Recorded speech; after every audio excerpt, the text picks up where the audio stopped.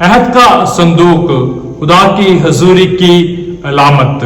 और कई दफा बनी इस्राएल उसके सामने इसलिए नहीं झुकते कि वो किसी लकड़ी के संदूक के सामने झुक रहे हैं, बल्कि वो खुदावन की ताज़ीम में झुकते हैं। बहुत सारे लोग ये सोचते हैं कि अगर आज हम कोई बुत बना ले अपनी मर्जी से तो हम उसके सामने झुक सकते हैं, ये ख्याल करते हुए कि ये खुदा है। उसी तौर पर जिस तरह बनी इस्राएल जो है वो अहद के संदूक के सामने झुकते हैं, ये सरासर ही गलत है, क्योंकि वो अहकामात खुदावन की तरफ से दिए गए और खुदा ने कभी इस तौर पर जो है बनी इस्राएल को नहीं कहा कि वो संदूक की पूजा करें। खुदा ने ऐसा कभी नहीं कहा। ताजीमन वो झुकते हैं इस तौर पर कि खुदा की हजूरी जो है अलामती तौर पर वहां मौजूद है। लेकिन आज जब लोग जो है वो बुतप्रस्ती करते हैं तो कहते हैं कि जी हमने इसलिए ये मूरत और सूरत बनाई है क्योंकि बनी इस्राएल भी तो ऐसा करते थे। मैं आपसे कहना चाहता हूं ये खुदा के कलाम के खिलाफ है।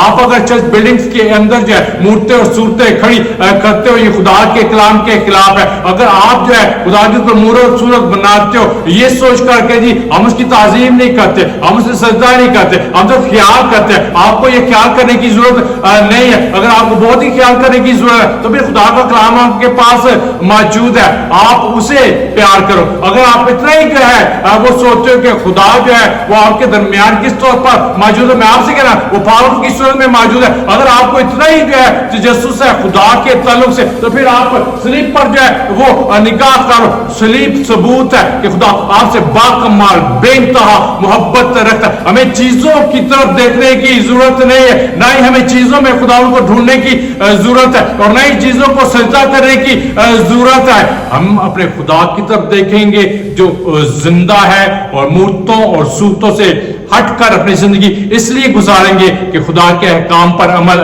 करेंगे, ना कि इंसान जो कुछ कह रहा है या इंसान ने जो है वो कुछ बातें घड़ ली हैं या खुदा के बरखिलाफ इंसान खड़ा है। मैं कोई भी ऐसी बात करने को तैयार नहीं हूं जिसे कोई भी डिनोमिनेशन अपने तौर पर लेती है, अपने तौर पर मानती है, उसके मानी अपने तौर पर निकालती है, लेकिन खुदा के कलाम के मुताबिक चलना पसंद नहीं करती। मैं सिर्फ खुदा के कलाम को फॉलो करूंगा और उसके मुताबिक जिंदगी गुजारूंगा। यीशु के नाम में आमीन।